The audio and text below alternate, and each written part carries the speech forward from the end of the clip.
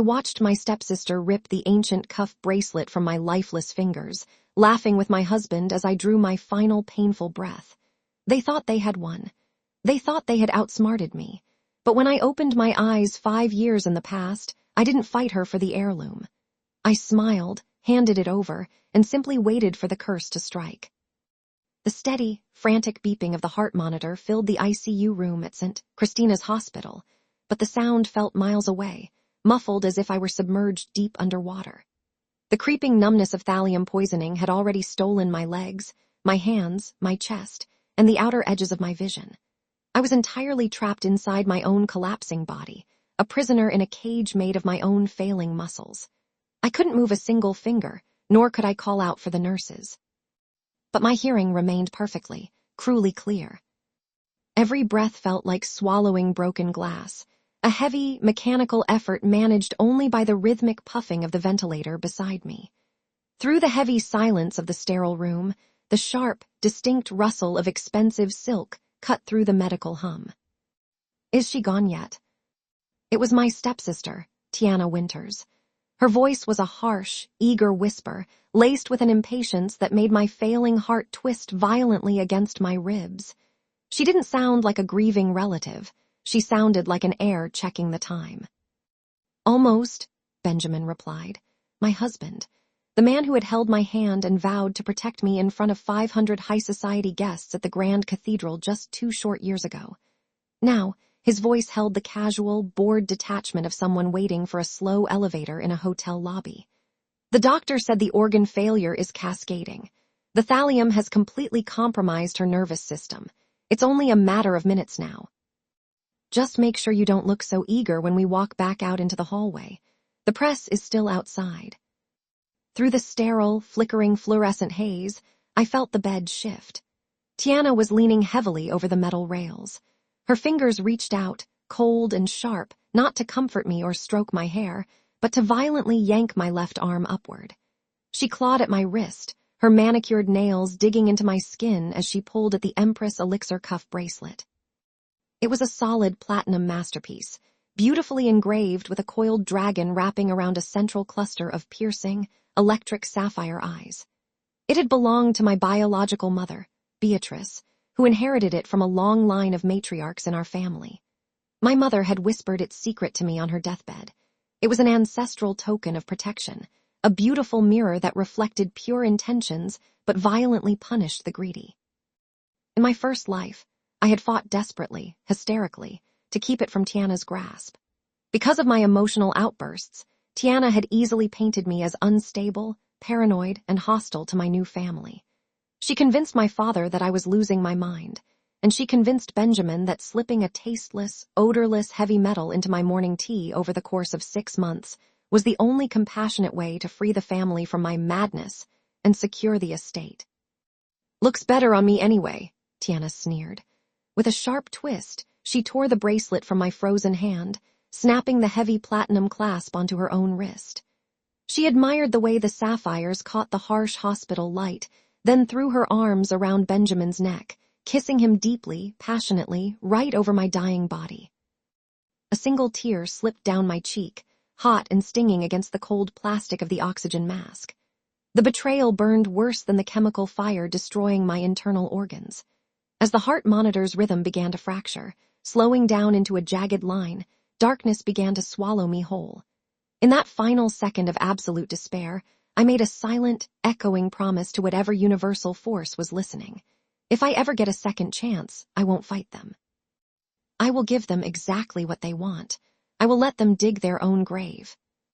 The darkness didn't fade. It shattered like glass. A sudden, violent rush of clean, painless air filled my lungs. The sharp, burning scent of hospital antiseptic and rotting lungs was instantly replaced by the rich, overwhelming aroma of expensive Casablanca lilies, roasted duck, and French vanilla perfume. My eyes snapped open, blinking rapidly against a sudden glare. I wasn't looking at a stained hospital ceiling. I was staring at the massive, glowing crystal chandelier hanging in the grand foyer of my family home. I looked down at my hands. They weren't bruised, needle-tracked, pale, or trembling. They were young, flawless, and gripping a crystal glass of expensive vintage champagne. I glanced at the grandfather clock by the study doors. The polished brass hands pointed exactly to 8 o'clock. The date on the mechanical calendar dial read October 14th. My breath hitched. It was exactly 5 years before the day I died. It was the night of my 21st birthday party. Hala, are you even listening to me? I flinched, stepping back so fast my diamond heel caught on the edge of the Persian rug. Standing right in front of me was Tiana, wearing a sleek champagne satin dress she had bought for my party in the previous timeline. Her face was youthful, unblemished, and dripping with that familiar, sugary fake sweetness that used to trick everyone. I just think it would mean so much to Father if we showed a united front tonight, Tiana continued, her eyes completely locked onto the platinum bracelet resting in my open hand. Her gaze was predatory, filled with a desperate longing for the status the heirloom carried. Since our parents are married now and we're officially sisters, it would be such a beautiful gesture if you let me wear the bracelet for the family toast. Just for tonight, Hala. To show the press and our investors that we're a true, loving family. In my past life, this was the exact spark that started the war.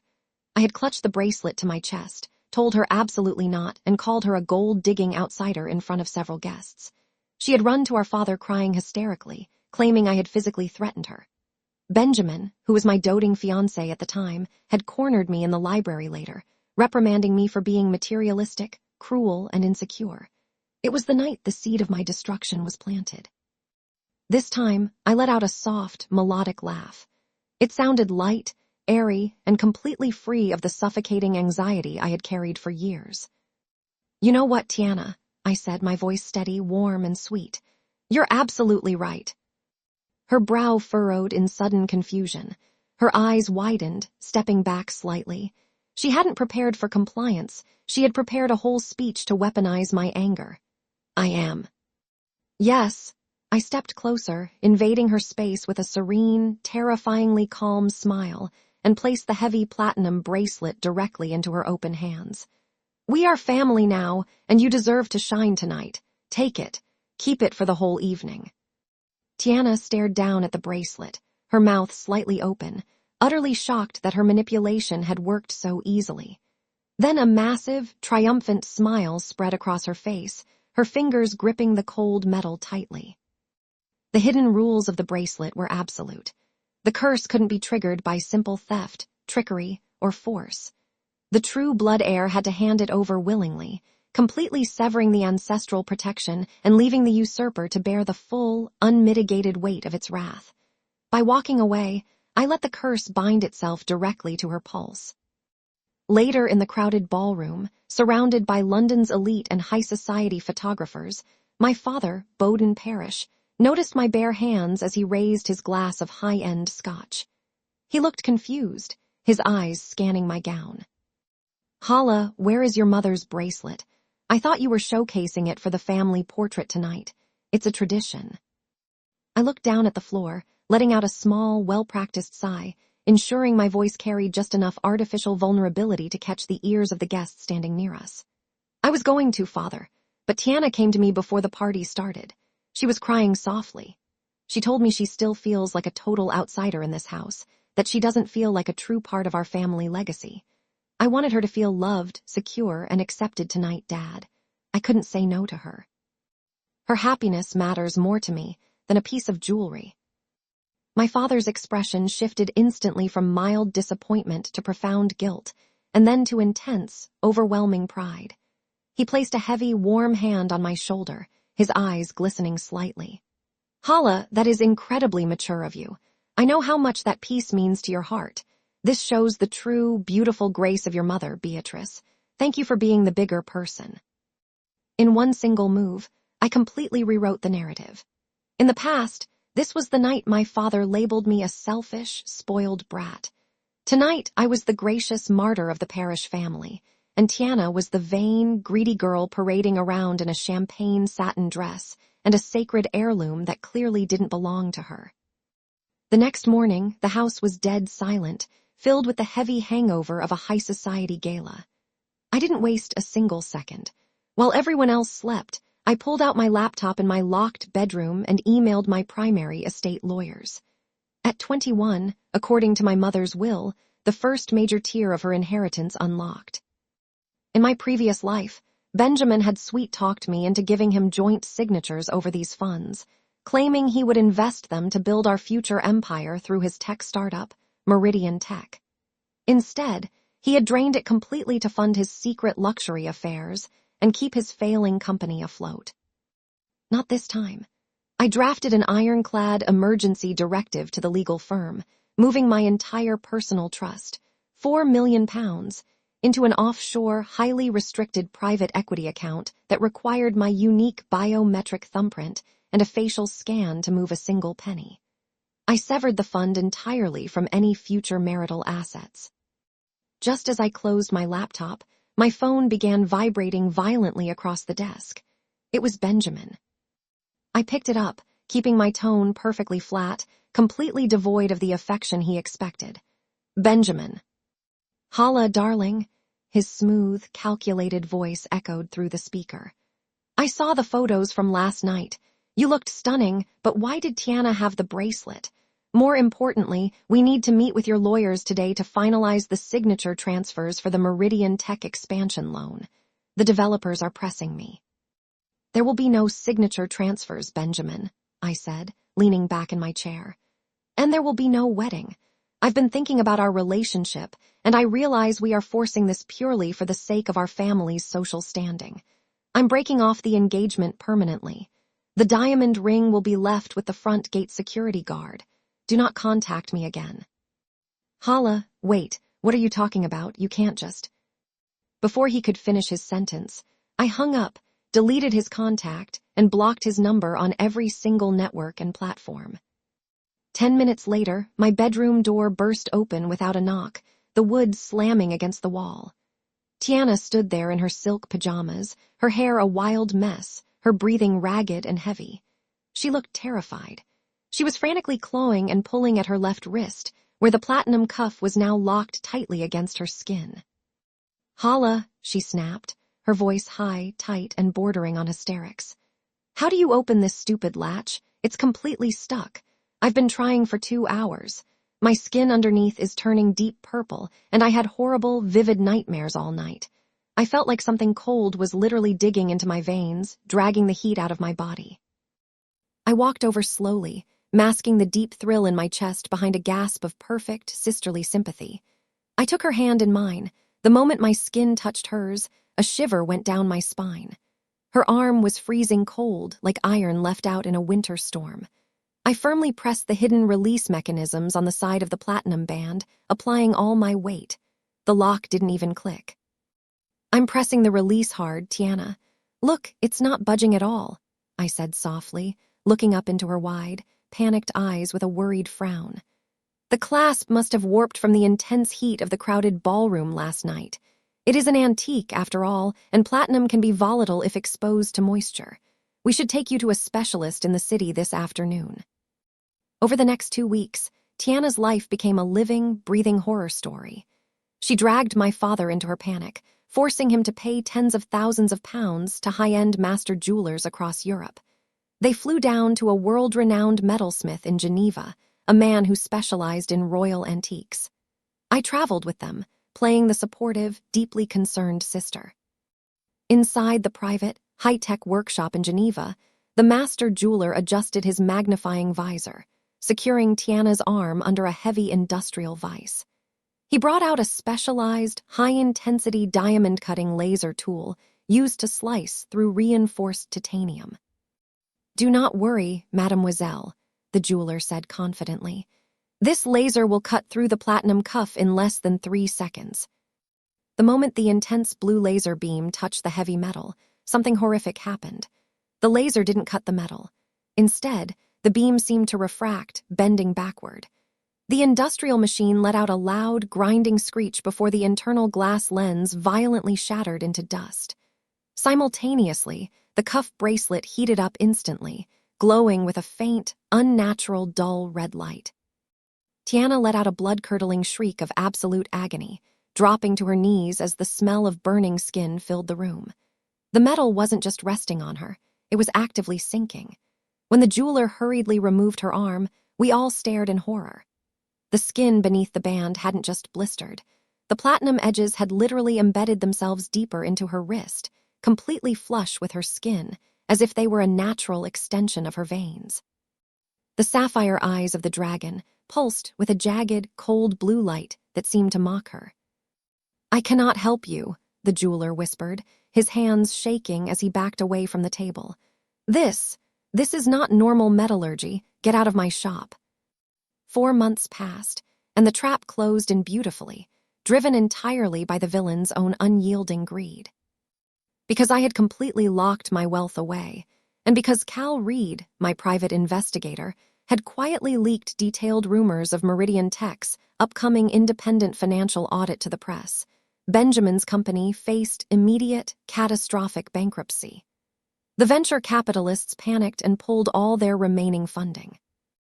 Desperate for a massive financial lifeline to save himself from a lengthy prison sentence for fraudulent bookkeeping and embezzlement, Benjamin desperately turned his romantic attention to Tiana. I caught them whispering in the dimly lit study one evening during a family gathering, watching through the small crack in the double doors. I stood in the shadows, silent as a ghost, as my stepmother gently rubbed my father's tense shoulders, handing him a gold fountain pen. She was softly, maliciously convincing him that my sudden independence, my refusal to marry Benjamin, and my complete withdrawal from family events were definitive evidence of a severe psychological breakdown. "Hala has completely abandoned this family, Bowden," my stepmother whispered, her voice dripping with poison. "She has locked her money away, she refuses to help her former fiancé, and she looks at us with cold eyes. She is unstable, just like her mother was at the end. Tiana is the only daughter who actually cares about protecting your legacy now. You need to secure the company before Hala ruins it." My father, broken, exhausted, and thoroughly manipulated, let out a deep sigh and pressed the pen to the paper. He signed the corporate succession papers right then and there, officially altering his will to name Tiana the sole, primary heir to our family's multi-million-pound cosmetics empire. Standing in the dark hallway, I smiled. Benjamin took the bait hook, line, and sinker. The very next morning, seeing the signed succession paperwork sitting on the study desk and the ancient bracelet firmly bound to Tiana's wrist, he staged a massive public proposal. He brought high society reporters to the estate gardens, dropping to one knee and slipping a massive diamond ring onto Tiana's right hand, completely oblivious to the fact that he was joyfully tying himself to a human trap. But he had married a dying woman. The curse was now ravaging Tiana at an accelerated, merciless pace. The supernatural, intoxicating charm and unnatural beauty she had briefly enjoyed during the first week of wearing the bracelet had completely evaporated, replaced by a rapid physical decay. Her glossy blonde hair was coming out in heavy, terrifying clumps on her silk pillows every morning. Her skin had taken on a translucent, deathly gray pallor that no amount of expensive makeup could hide, and she was constantly shivering, wrapping herself in heavy fur coats even in the middle of a warm room, complaining of a freezing cold deep inside her bones. The true peak of her public humiliation occurred 2 months after their wedding, at the annual luxury cosmetics gala in London. The room was packed with hundreds of industry executives, celebrities, and reporters. Tiana insisted on attending to showcase her new status as the sole corporate heir, wearing a low-cut gown that exposed her neck and arms. As she stood near the champagne fountain, laughing loudly to overcompensate for her gaunt appearance, the cuff bracelet on her wrist suddenly flared with a cold, heavy weight. In front of dozens of onlookers, Tiana let out a sharp gasp, dropping her glass. It shattered loudly against the marble floor. She began clawing frantically at her throat, gasping for air as if she were drowning. "It's cold, it's freezing me," she shrieked, her voice cracking frantically. As she stumbled backward, a large patch of her expensive hair extension tore away, exposing a massive, completely bald gray patch on the side of her scalp. The high society guests gasped, stepping back in absolute disgust and horror. Benjamin's face turned from embarrassed to utterly furious. He didn't rush to comfort his crying, collapsing wife. He looked at her with pure, unadulterated hatred. She wasn't his grand prize anymore. She was a public liability. Later that same evening, While Tiana was coughing violently in the restroom accompanied by her mother, Benjamin cornered me in the quiet, dimly lit hallway near the exit. His sharp jawline was tight with rage, his gray eyes calculating and desperate. "Hala, we need to talk right now," he hissed, stepping into my path to block me. "Tiana is losing her mind. She is too sick to sign the corporate bridge loans, the board is questioning her sanity, and the banks are officially freezing Meridian Tech's primary accounts. I know you moved your £4 million trust fund. I need £50,000 by Tuesday morning to cover my payroll and stop the auditors, or everything crashes. You owe me that much for the time we spent together." I looked at him, feeling absolutely nothing but a wave of profound nausea mixed with an intense, quiet satisfaction. He was completely pathetic. "I don't owe you a single penny, Benjamin," I said, my voice smooth, calm, and deadly quiet. "You chose your bride. You chose the succession line. If you need money, I suggest you speak directly to your wife's estate lawyers, if they think she's sane enough to sign." I walked right past him, my shoulder brushing his, leaving him standing alone in the dark corridor. Realizing that Tiana was physically withering away into a corpse and would never be able to stabilize the business or grant him access to the family fortune, a desperate, bankrupt Benjamin decided to accelerate his murderous timeline. Under the brilliant guise of protecting the financial future of the new corporate heir, he quietly took out a massive £5 million life insurance policy on Tiana, planning to secure a massive, fast payout before his corporate fraud was fully exposed to the federal authorities. I immediately instructed Cal Reed to track his every single private movement and expenditure. 3 weeks later, Cal met me in a quiet, secluded booth at a diner on the outskirts of London, a thick, yellow manila folder resting between us. "You were right to be suspicious, Hala," Cal said, his voice a low, grim rumble as he adjusted his coat. He opened the folder and slid a grainy, high-resolution photograph across the table. It showed Benjamin standing in a dimly lit, rain-slicked alleyway in Soho, handing a thick envelope of cash to a man in a dark trench coat. "He's buying highly concentrated, liquid thallium on the black market. It's an old-school, brutal heavy metal poison.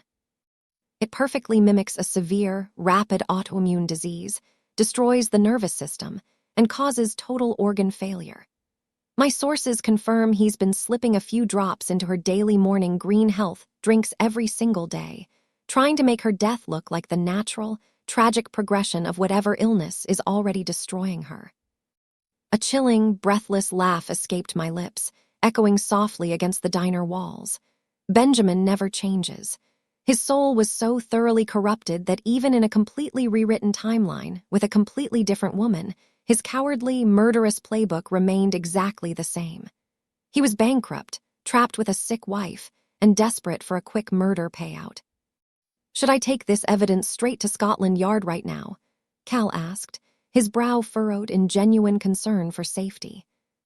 "Not yet," I whispered, my fingers tracing the edge of the photograph before sliding it and the entire dossier securely into my bag.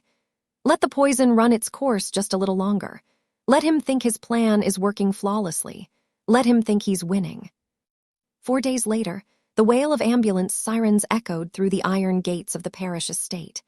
Tiana had collapsed violently during a formal family dinner, convulsing on the Persian rug with dark blood dripping from her nose and lips, her organs actively shutting down. Benjamin played the part of the panicked, heartbroken, devoted husband perfectly, weeping loudly for the paramedics and clutching his face in fake agony. The ambulance ride brought us right back to St. Christina's Hospital. I walked into the sterile ICU room, the sharp, heavy scent of medical antiseptic hitting me like a physical blow to the chest. The scene was an absolute, flawless mirror image of my past life. The frantic, irregular, high-pitched beeping of the heart monitor, the pale white sheets, the hum of the machinery, it was all identical. The only difference was the identity of the girl lying helpless in the bed. Tiana was completely unrecognizable. She was a frail, skeletal shadow of the arrogant woman who had smirked at me 5 years ago. Heavy plastic ventilator tubes ran down her throat. Her skin was a terrifying shade of ash gray, and her bloodshot eyes fluttered open with immense, agonizing effort as my footsteps approached the bedrails. Benjamin stood on the exact opposite side of the bed, his face a carefully crafted mask of exhaustion and sorrow. But beneath his eyes, I could see the dark, concealed gleam of total victory. He thought he was free. He leaned across the bed rails and whispered to me with a flawless, heartbreaking imitation of grief. "The doctor just spoke to me, Hala.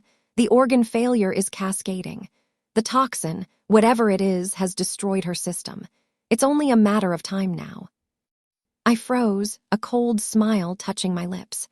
Word for word, syllable for syllable, it was the exact same sentence he had spoken over my dying body in the previous life. Tiana's glassy, yellowing eyes locked onto mine. With trembling, severely bruised fingers, she weakly lifted her left arm, using the last ounce of her human strength to shove the blackened, corrupted cuff bracelet toward me. The platinum was completely ruined now, looking like decayed, rusted iron pulled from a shipwreck, but the electric sapphire eyes of the engraved dragon were practically bleeding light, engorged and bloated with the years of life force it had successfully drained from her greedy soul. "Hala," Tiana choked out through the ventilator tubes, her chest heaving violently, tears of pure agony leaking down her sunken cheeks.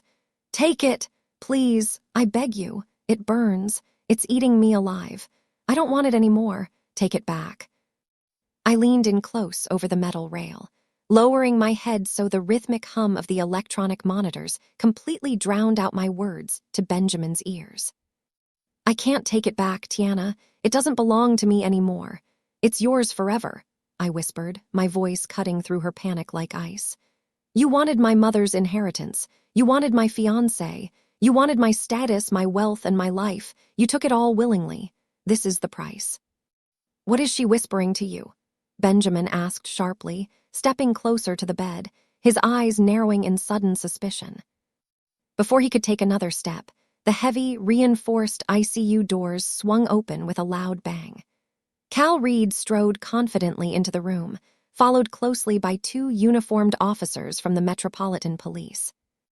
Benjamin's fake grief instantly vanished from his face, replaced by a sharp, aggressive panic as his eyes darted toward the window. "What is the meaning of this?" Benjamin stammered, his voice rising as he backed away from the bed. "My wife is actively dying. Get these people out of here immediately." "Benjamin Williams," the lead officer said, his voice echoing authoritatively in the small room as he unhooked a pair of heavy steel handcuffs from his belt with a sharp metallic click. "You are under arrest for the attempted murder of your wife, Tiana Winters. We executed a federal search warrant at your private residence less than an hour ago. Our forensics team located 3 highly concentrated vials of liquid thallium hidden inside your bathroom shaving kit, alongside extensive financial records and signatures, tying you directly to the recently opened £5 million life insurance policy." Benjamin's face drained of all color, turning as white as the hospital sheets. He backed up hard against the glass window, his hands shaking violently as he looked from the police officers to me. "No, this is a lie. This is a complete mistake," Benjamin screamed, his voice cracking into hysterics as his polished facade completely shattered. "She's been sick for months. Ask her father. It's an autoimmune disease. Hala, tell them the truth. You set me up. You planned this from the very night of your birthday. You gave her that bracelet. You ruined my company. You planned this." "I just wanted peace and unity in our family, Benjamin," I said, my voice dripping with an absolute, terrifyingly cold serenity. I didn't blink. I didn't flinch. Benjamin let out a feral scream of rage, lunging wildly across the bed toward my throat, but the 2 officers tackled him instantly, slamming his body hard against the linoleum floor. The heavy, metallic clack of the handcuffs locking around his wrists echoed through the sterile room like a gavel closing a case. He thrashed and cursed, dragging his feet as the officers lifted him up and forced him out of the room. His desperate, furious shouting faded down the long hospital corridor until it was completely gone. The moment the hallway doors clicked shut, the frantic, jagged beeping of the heart monitor beside the bed suddenly flatlined into one long, continuous, solid tone. I turned back to the bed. Tiana's jaw had dropped, her dull, unseeing eyes fixed permanently on the ceiling. Her pulse had stopped. She was gone. The moment her final breath left her lungs, A sharp, loud hiss filled the quiet room. The blackened, rusted metal cuff around her wrist suddenly cracked open entirely on its own, the platinum clasp springing undone with force. It slid smoothly off her lifeless skin and hit the white hospital sheets with a soft thud. Right before my eyes, the dark corruption, the deep purple stains, and the layer of rust began to evaporate like black smoke into the air, vanishing into the ventilation system. The platinum shined brilliantly once more, and the heavy band restored itself to a flawless sheen, gleaming perfectly clean and pure under the harsh fluorescent lights. The electric sapphire eyes of the dragon cooled down, returning to a dormant, elegant, piercing blue sparkle. The greedy had been thoroughly devoured by their own desires. The bracelet was pure again, waiting for its true blood heir. I reached out my hand, picked up the warm, heavy artifact, and slipped it safely into my dress pocket. I didn't shed a single tear for the sister who had murdered me or the husband who had poisoned my tea. I turned my back on the flatline monitor, turned my back on the ruin of my past life, and walked out of the hospital doors into the bright, warm afternoon sun, entirely free.